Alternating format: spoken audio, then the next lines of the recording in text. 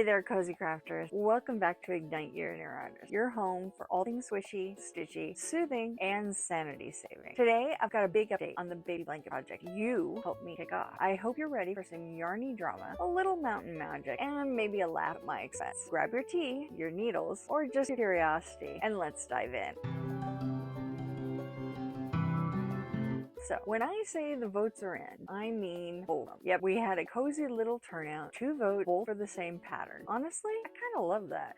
It feels like a secret society of elite tastemakers. And you both have excellent taste because the Seton Portage blanket won by a landslide of, well, 100%. I'm not even mad. This pattern is gorgeous. It's got these amazing tree motifs, which feels so right for this blanket story. One of you brilliant voters also suggested a yarn. Knit Picks Come. Can we just take a moment for this color? I chose Marina. Look at that.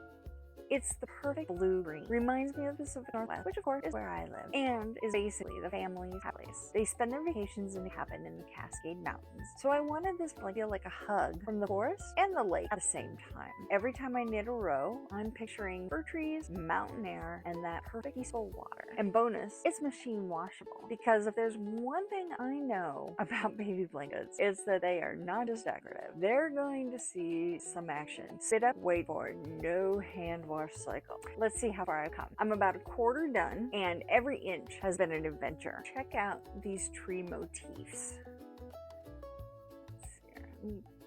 There we go.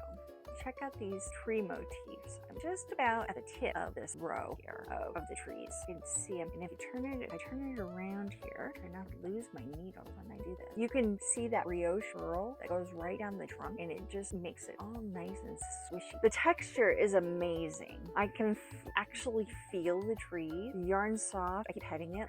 If you see me at the yarn store just stroking a skein, just keep walking. It's not, just mind your business. It's just me having a moment. This is the first time I've ever knitted a pattern with relief pictures all the way through. Every row is different, which means no zoning out, just deep focus, and maybe holding my breath a little. Of course, it wouldn't be a real knitting project if there wasn't at least one disaster. So story time. I'm tracking my rows in Knit Canyon, feeling all organized when suddenly disaster strikes. I accidentally nudged my marker up a row without realizing it, and so I knit about a third of the row, totally oblivious, until I realized the trees were starting to look, let's say, abstract anymore. They just weren't right. I had to rip out about 40 stitches, and I am not good at just ripping them out and getting back to a certain point and then being able to feed them back onto the needle. So I had to do it one at a time, especially since this pattern has a lot of yarn over, like every other row is yarn overs, and then those off rows are brioche pearls, so they're knit together. So it was safer just to do it one stitch at a time. It took forever, and it was a bit of a put the needles down and take a deep breath moment. I did get it done. I may have invented some new knitting curses, but hey, lesson learned. Now I check my row marker like it's a ticking time bomb. The plan is to have this beauty finished and blocked by the end of September, just in time to give it to the mom-to-be the first weekend of October. I can't wait to see her face. There's something magical about giving a handmade blanket, especially when it's inspired by a place that means so much to their family. I like to think I'm knitting a little bit of the Cascades into every stitch. So stay tuned. I'll do a full finished object tour when it's done. Alright, now it's your turn. Have you ever tackled a pattern with a different stitch in every row? Got any tips for keeping your place or stories about your own oops moments? Drop them in the comments below. I need all the wisdom I get.